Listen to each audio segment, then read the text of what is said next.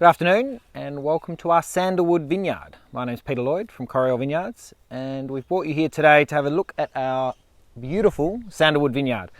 This vineyard's been in the family for about 15 years. Quite a lot of work has gone into re-establishing some of the varieties, but also to look after the property as a whole. Behind me, you see a hill full of trees. About 10 years ago, none of those trees were there, so very extensive revegetation efforts have happened on this property over the last decade, resulting in thousands and thousands of trees being planted. And what makes this vineyard quite unique is that at the top of that hill, we're in the Adelaide Hills. So really we are in, you can't get much more foothills than this property. About a kilometre or so as the crow flies, we cross over into the Adelaide Hills GI, but also another 250 metres above sea level higher. So we really like this site, and we really like it for whites and for Sangiovese. The program with this wine, which we're trying today, the Sandalwood Grenache Gris Piquepoul, started probably longer ago than we'd care to believe, in that it's taken quite a long time to get this vineyard established. This vineyard was planted with a very purposeful objective in mind, and that was to create this wine. So we set about choosing the varieties that we're after, built on Grenache Gris, but then also Claret and Piquepoul to play supporting roles.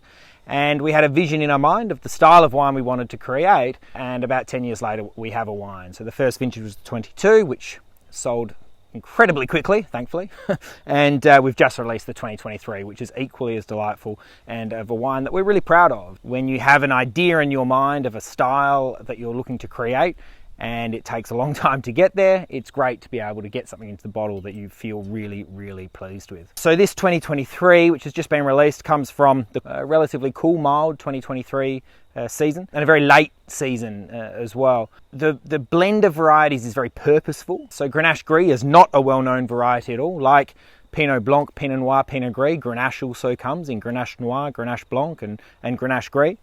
But Grenache Gris really is not grown much at all. There's a little bit in the south of France, and it was those few examples that we tried that we were really interested in. It's a variety that gives you lovely richness and texture without a lot of oily weight. And blending that with some high acid varieties of things like Claret Blanche and Piquepoul just creates this beautiful wine that on one hand is rich, intense, full of flavour, full of texture, but then also refreshing. And that's really important. And we really look to create wines that have both and be unashamedly chasing a Mediterranean white wine style rather than a white wine that just relies on acidity. So Grenache Gris gives you all of this lovely array of flavours, lovely peach tones and savoury nutty elements, and then just supported beautifully on the palate with the acidity and drive that we get from those other two varieties.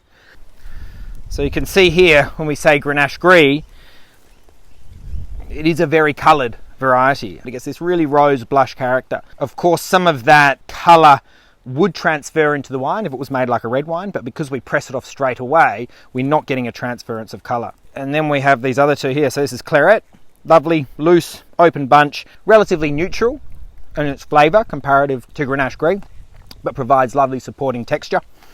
And then of course Piquepoul, which, as you can see, a really tight bunch that reaches full closure. A bit of a challenge viticulturally. The threat of powdery mildew is huge with this variety. This is a very clean bunch, thankfully, but just gives us beautiful racy acidity. The combination of the three have come together beautifully to create this wine, which is relatively unique in style, but we really strongly think the future of whites from McLaren Vale.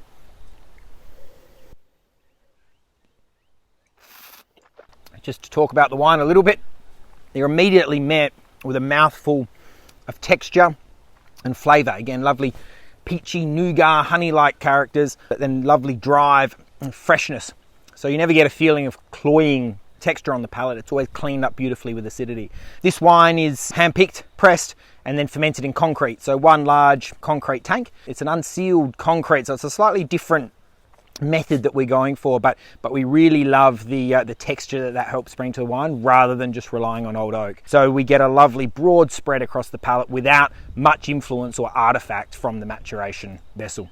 Food wise, you could pair this with such a vast range of dishes. It has the acidity there to go with richer fish dishes, full flavoured goat's cheeses, or would work well with game, things like quail. That style of food would work exceptionally well. There's enough weight there and beautiful freshness from acidity to carry.